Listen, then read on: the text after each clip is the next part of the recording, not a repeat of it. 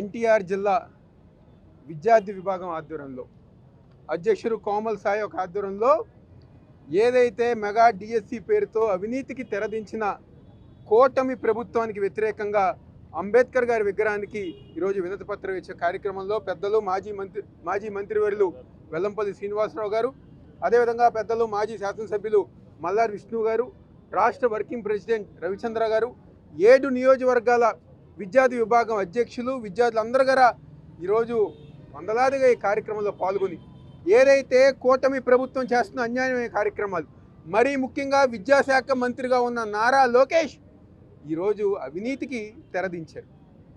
15 లక్షలు, 20 లక్షలు, 25 లక్షలు పోస్టులు అమ్ముకునే పరిస్థితి ఈరోజు ఆంధ్రప్రదేశ్ రాష్ట్రంలో ఉంది. మెగా డిఎస్సి కాదు, ఇది డగా డిఎస్సి అని చెప్పని ముఖ్యంగా ఆంధ్రప్రదేశ్ రాష్ట్రంలో ఉన్న నిరుద్యోగులు ఎవరైతే ఉన్నారో వాళ్ళందరి జీవితాలతో ఈరోజు కూటమి ప్రభుత్వం ఆడుకుంటాను. ఏదో పెద్దగా స్టేజీలు వేసి ఇదిగోండి మేమే చేసాము, ఇది మా గొప్ప అని చెప్పుకున్న నారా లోకేష్ చంద్రబాబు నాయుడు ఈరోజు మీరు ఏం సమాధానం చెప్తారు నిరుద్యోగులకి? ఈరోజు వాళ్ళకి ఏం సమాధానం చెప్తారు? వాళ్ళ జీవితాలను ఏ విధంగా ముందుకు తీసుకెళ్తారని చెప్పని ఈరోజు వైఎస్ఆర్ కాంగ్రెస్ పార్టీ తరఫున మేమందరం గారికి డిమాండ్ చేస్తున్నాం. ఈరోజు మాట్లాడితే జగన్మోహన్ రెడ్డి గారి మీద, లేకపోతే వైఎస్ఆర్ కాంగ్రెస్ పార్టీ మీద, లేకపోతే మా మీద అబద్ధపు ప్రచారాలు, ఏ వేదిక మీద ఉన్నా మా మీద అన్యాయంగా మాటలు మాట్లాడతారు. మా పార్టీని విమర్శిస్తాం తప్ప ఈ 2 సంవత్సరాల్లో కూటమి ప్రభుత్వం ఏ ఒక్క కార్యక్రమం అన్నా ప్రజానికానికి ఉపయోగపడే కార్యక్రమం చేసిందా అని చెప్పిన సందర్భం.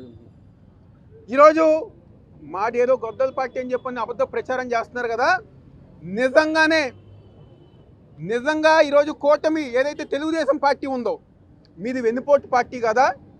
స్వర్గీయ రామారావు గారికి వెన్నుపోటు పొరిచి ఈరోజు తెలుగుదేశం పార్టీని మీరు లాక్కోలేదా? దానికేం సమాధానం చెప్తారు? ఈరోజు మీ యొక్క అనుబంధ విభాగాలు కాల్ మనీ, సెక్స్ ర్యాకెట్లు, మహిళల్ని వేధించే విభాగాలు ఒకటి, ఈరోజు ఉద్యోగాలకు డబ్బులు తీసుకెళ్ళి మోసం చేసే విభాగాలు ఒకటి. ఇలాంటి నీచమైన సంస్కృతి, ప్రజానికాన్ని ఇబ్బంది పెట్టే నీచమైన సంస్కృతి తెలుగుదేశం పార్టీకే ఉంది అని చెప్పని ఈరోజు సందర్భంగా చెప్పుతున్నా. మీకు కనుక సిగ్గు శరం ఉంటే సూపర్ 6 హామీలు అమలు చేయండి. నిరుద్యోగ యువతకి నిరుద్యోగ భృతి ఇవ్వండి, ఉద్యోగాలు కల్పించండి. అంతేగాని మా మీద అబద్ధపు ప్రచారం చేస్తే ప్రజలు ఎవరు గారు నమ్మే పరిస్థితిలో లేరు.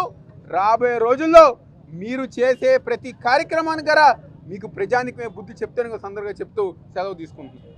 జిల్లా విద్యార్థి విభాగం అవినాష్ గారు, వెల్లంపల్లి గారు, రవిచంద్ర గారు, అలాగే జిల్లా అధ్యక్షులు కోమల్, అలాగే నియోజకవర్గాల స్టూడెంట్ విభాగం అధ్యక్షులు, అలాగే స్టేట్లో ఉన్నవాళ్ళు, జిల్లాలో ఉన్నవాళ్ళు, వివిధ హోదాల్లో ఉన్నటువంటి విద్యార్థి విభాగానికి సంబంధించినటువంటి వారందరూ కూడా ముక్త కంఠంతో ఈరోజు రాష్ట్రంలో తెలుగుదేశం ప్రభుత్వం చేసినటువంటి నిరుద్యోగ యువకుల్ని చేసినటువంటి మోసాన్ని, జరిగినటువంటి అవకతవకల్ని, జరిగినటువంటి అక్రమాలని బయట పెడుతూ ఒక నిరసన కార్యక్రమాన్ని తీసుకోవడం జరిగింది.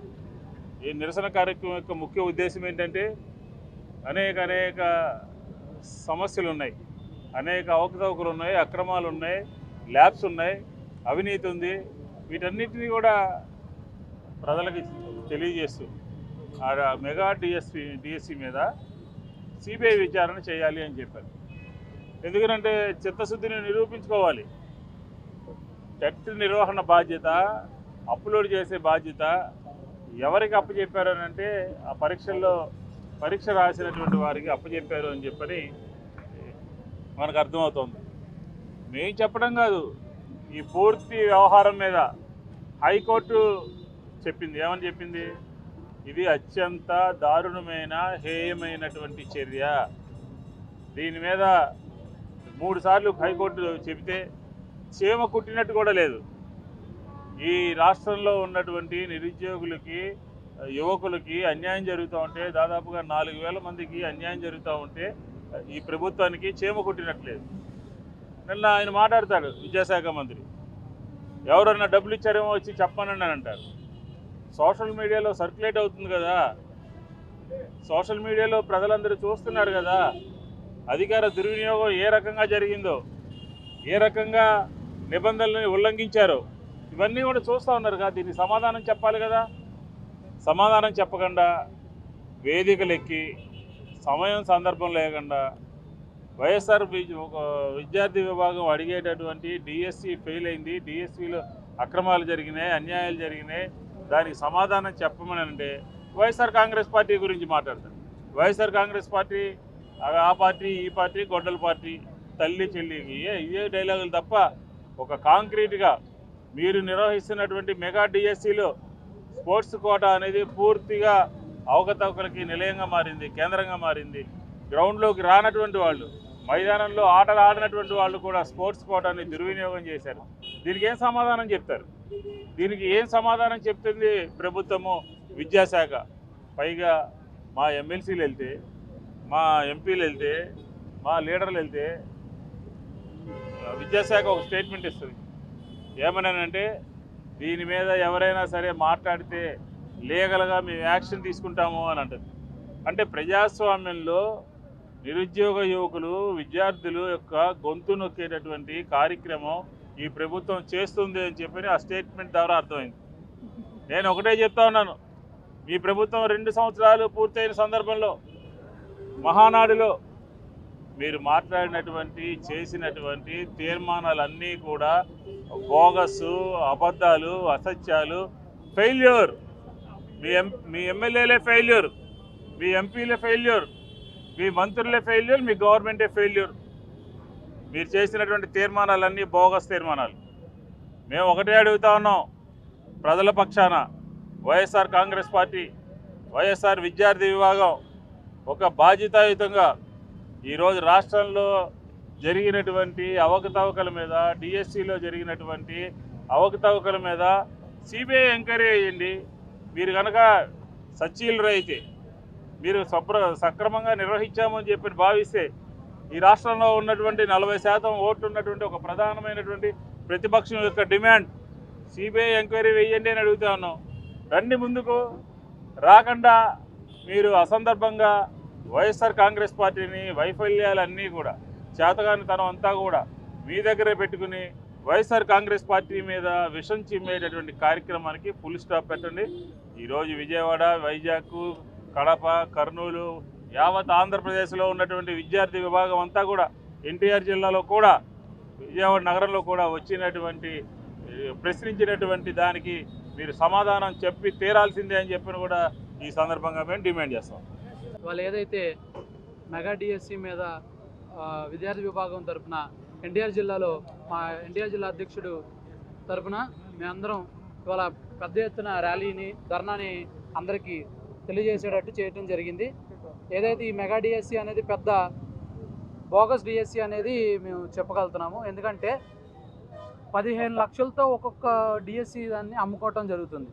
దీని వెంటనే నారా లోకేష్ దీన్ని ఎమ్మటే రెక్టిఫై చేసి దీనికి సమాధానం చెప్పాల్సిందిగా తెలియజేస్తూ, దీన్ని రెక్టిఫై చేయకపోతే అమీతుమీగా తేల్చుకుంటాము. నారా లోకేష్ క్యాంప్ కార్యాలయాన్ని కూడా మేము ముట్టడిస్తాము. ఏదైతే ఖచ్చితంగా ఈ డిఎస్సి మీద ఖచ్చితంగా చర్యలు తీసుకోవాల్సిందిగా కోరుకుంటున్నాం.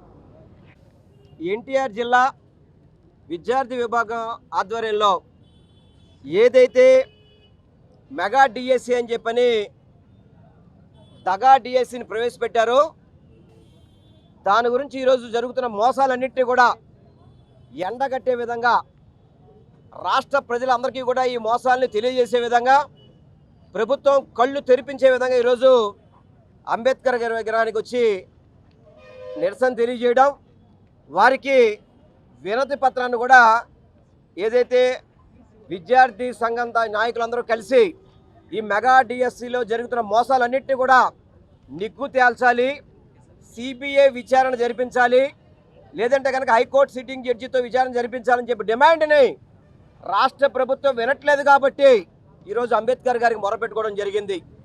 ఈరోజు మెగా డిఎస్సి అని చెప్పని పెద్ద ఎత్తున ఆర్భాటం చేశారు.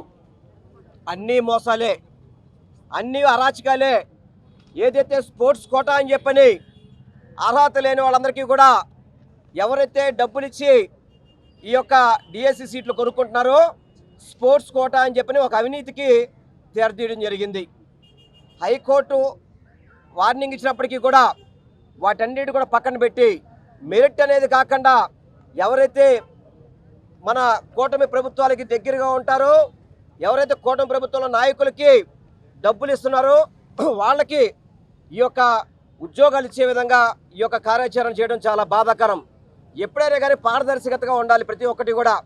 చంద్రబాబు నాయుడు మాట్లాడితే వైట్ పేపరు శ్వేతపత్రం చెప్తుంటాడు కదా, దీని మీద వైట్ పేపర్ రిలీజ్ చేసే దమ్ము ధైర్యం చంద్రబాబు నాయుడుకు ఉందా? ఏ విధంగా మీరు స్పోర్ట్స్ కోటాలో ఉద్యోగాలు ఇచ్చారు, వాళ్ళ యొక్క వివరాలు బయట పెట్టే పరిస్థితి మీ దగ్గర ఉందా? వాళ్ళ సర్టిఫికెట్లు చూసే పెట్టే పరిస్థితి మీ దగ్గర ఉన్నదా? సుమారు 3 లక్షల పైబడి 3,36,000 మంది ఉద్యోగాలకి రాస్తే నామమాత్రంగా కొంతమందికి మాత్రమే, అది కూడా మీ సెల్ ఫోన్లో మెసేజ్ వస్తుందని చూసుకోవడం అంటే ఇంతకంటే దారుణం ఎక్కడైనా ఉందా అని చెప్పని మేము సూటిగా ప్రశ్నిస్తున్నాం. ఈ అవినీతికి, ఈ యొక్క దారుణాలకి అందరూ కూడా కారణం ఎవరంటే నారా లోకేష్, విద్యాశాఖ మంత్రిగా పనిచేస్తున్న నారా లోకేష్. తప్పనిసరిగా ఈ అవినీతి కోపంలో పూడుకుపోయిన నారా లోకేష్ రాజీనామా చేయాలి. నారా లోకేష్ అనే వ్యక్తి విద్యాశాఖ మంత్రిగా విద్యాశాఖకి కళంకితం తీసుకొచ్చారని చెప్పని మీ ద్వారా మేము తెలియపరచుకుంటూ తప్పకుండా ఈ యొక్క మెగా డిఎస్సి మీద సిబిఐ విచారణ జరిపించాలని వైఎస్ఆర్ కాంగ్రెస్ పార్టీ డిమాండ్ చేస్తుంది. ఈరోజు మాజీ ముఖ్యమంత్రి వైఎస్ఆర్ కాంగ్రెస్ పార్టీ అధినేత వైఎస్ జగన్మోహన్ రెడ్డి గారి పిలుపు మేరకు రాష్ట్ర వ్యాప్తంగా వైఎస్ఆర్సీపీ విద్యార్థి విభాగం ఆధ్వర్యంలో డాక్టర్ బిఆర్ అంబేద్కర్ గారి విగ్రహాల ముందు నిరసన ధర్నా కార్యక్రమాన్ని చేపట్టాం. ఎన్టీఆర్ జిల్లాలో వైఎస్ఆర్ కాంగ్రెస్ పార్టీ జిల్లా అధ్యక్షులు దేవినేని అవినాష్ గారు, మాజీ మంత్రివర్యులు వెల్లంపల్లి శ్రీనివాస్ గారు, అదేవిధంగా మాజీ శాసనసభ్యులు శ్రీ మల్లాది విష్ణు గారు ఈ కార్యక్రమంలో పాల్గొన్నారు. రాష్ట్ర వ్యాప్తంగా ఇప్పటికే డిఎస్సి 2025లో పెద్ద ఎత్తున భారీ స్కామ్ జరిగింది. కోట్లాది రూపాయలు చేతులు మారాయి. ఈ ఘటన మీద ప్రభుత్వం సిబిఐ ఎంక్వైరీ చేయాలి. పరీక్షల్ని పారదర్శకంగా నిర్వహించడంలో విఫలమైన నారా లోకేష్ని విద్యాశాఖ మంత్రి పదవి నుంచి తక్షణమే వైదొలిగించాలి, బర్తరఫ్ చేయాలని మేము డిమాండ్ చేస్తున్నాం. ఈ ప్రభుత్వాన్ని ఇప్పటికే నిరుద్యోగులు రాష్ట్ర వ్యాప్తంగా చాలా తీవ్రంగా నష్టపోయారు. ఈ ప్రభుత్వం అసలు ఏ పోటీ పరీక్షలోనైనా కట్ ఆఫ్ మార్క్స్ అనేది ఉంటుంది. కట్ ఆఫ్ మార్క్స్ ఇవ్వకుండా ఈ ప్రభుత్వం నిరుద్యోగుల్ని నట్టేయటం ఉంచింది. ఇదే పెద్ద ఎత్తున చేతులు ఎలా మారాయంటే కోట్ల రూపాయలు మా దగ్గర ఆధారాలు ఉన్నాయి. ఈ రాష్ట్ర ప్రభుత్వం సర్టిఫికెట్ల వెరిఫికేషన్కి పిలిచారు. ఇందులో పెంటేటి ప్రతిభా తరణి అనే ఒక విద్యార్థిని ఎగ్జామ్ రాసింది, బీసీ బి కేటగిరీ. ఈ పాపకి 73.13 స్కోర్ వచ్చింది. ప్రభుత్వం సర్టిఫికెట్ వెరిఫికేషన్కి పిలిచి ఉద్యోగం ఇవ్వకుండా, కాల్ లెటర్ ఇవ్వకుండా, ఇంటర్వ్యూలకు పిలవకుండా చాలా తీవ్రంగా అన్యాయం చేసింది. ఇలా రాష్ట్రంలో పరీక్ష రాసిన ఎవరైతే 1,00,000 మంది ఉన్నారో మొత్తం 3.5 లక్షల మంది అభ్యర్థులు పరీక్షలు రాస్తే వాళ్ళందరి పట్ల చాలా కర్కశంగా వ్యవహరించింది. ముఖ్యంగా స్పోర్ట్స్ కోటాలో 421 క్రీడా పోస్టుల్ని ఈ ప్రభుత్వం పప్పు బెల్లాలాగా అమ్ముకుంది. ఒక్కో పోస్టుకి 15 లక్షల నుంచి 25 లక్షల వరకు బేరం మాట్లాడుకొని ఆడియోల్లో, వీడియోల్లో, ఫుటేజ్ల్లో అడ్డంగా దొరికిపోయారు. టీడీపీ నేతలు, అధికార పార్టీ నేతలు డిఎస్సి పోస్టుల్ని అమ్ముకొని లక్షల కోట్ల రూపాయల వ్యవహారంలో చేతులు మారాయి. కాబట్టి డిఎస్సి అభ్యర్థులు నష్టపోయారు. వాళ్ళందరికీ న్యాయం చేయాలనే ఉద్దేశంతో జగన్మోహన్ రెడ్డి గారు ఈ కార్యక్రమానికి పిలుపునిచ్చారు. ఈ కార్యక్రమంలో నిరుద్యోగులు కూడా అన్ని జిల్లాల్లో పాల్గొన్నారు. ఇక్కడ ఎన్టీఆర్ జిల్లాలో కూడా పాల్గొన్నారు. ఈ ప్రభుత్వం దీనిపైన సిబిఐ విచారణ చేసే ధైర్యము, దమ్ము నారా లోకేష్ గారు మీకుందని మేము చెప్తా ఉన్నాం. మీరు వెన్నుపోటు ఎవరికి పడిచారంటే ఈ రాష్ట్రంలో డిఎస్సి 16,347 పోస్టులకి పరీక్షలు రాసిన సుమారు 3.5 లక్షల మంది అభ్యర్థులకి మీరు వెన్నుపోటు పడిచారు, మోసగించారు, నమ్మించి నట్టేట ముంచారు. కాబట్టి నిరుద్యోగులు ఈరోజు రోడ్ల మీదకి వచ్చి మీ ప్రభుత్వాన్ని ప్రశ్నిస్తూ ఉన్నారు.